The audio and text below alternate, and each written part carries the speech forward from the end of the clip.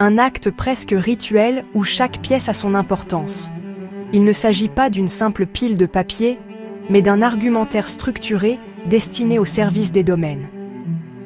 La pièce maîtresse est votre demande d'immatriculation, une lettre formelle adressée au conservateur de la propriété foncière, où vous exposez votre volonté d'obtenir le titre foncier. À cette lettre, vous devez joindre une copie certifiée conforme de votre pièce d'identité, car l'État doit savoir qui vous êtes. Viennent ensuite les preuves tangibles de votre lien avec la terre. La copie de votre bail, l'acte de vente, l'attestation de cession ou tout autre document justifiant votre droit préalable. Le dossier doit également contenir les plans de la parcelle, ces fameux documents établis par le géomètre expert, qui sont la représentation graphique de votre future propriété. Il vous faudra aussi obtenir un certificat d'urbanisme auprès des services compétents, un document qui atteste que votre projet est conforme aux règles d'aménagement du territoire. Enfin, la preuve de votre engagement se manifeste par le reçu de paiement des frais de dossier.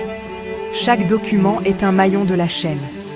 L'absence d'un seul peut retarder, voire compromettre tout le processus. C'est un travail méticuleux, qui demande de la patience et de l'organisation, mais c'est le cœur de votre démarche, le corps de votre requête. Une fois votre dossier jugé recevable par le conservateur, il ne reste pas confiné dans le secret des bureaux. Il entre dans la sphère publique. C'est l'étape de la publication et de l'enquête, un moment crucial qui incarne le principe de transparence. Votre demande va être publiée au Journal officiel de la République du Sénégal. Cet acte formel annonce à la nation entière votre intention de devenir le propriétaire définitif de cette parcelle. Simultanément, un extrait de votre demande sera affiché dans les locaux de la conservation foncière, au tribunal départemental et surtout à la mairie ou dans la communauté rurale où se situe le terrain. C'est une manière de dire « Voici la terre que je réclame », que celui qui a un droit à faire valoir se manifeste maintenant ou se taise à jamais. Cette période d'affichage, qui dure généralement 1 mois, ouvre un délai d'opposition. Toute personne, physique ou morale, qui s'estime lésée par votre demande ou qui prétend avoir un droit sur le même terrain, peut alors se manifester.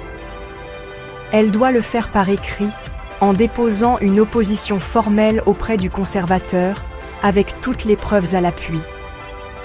C'est une phase qui peut être anxiogène, car elle expose votre projet au regard de tous. Mais elle est essentielle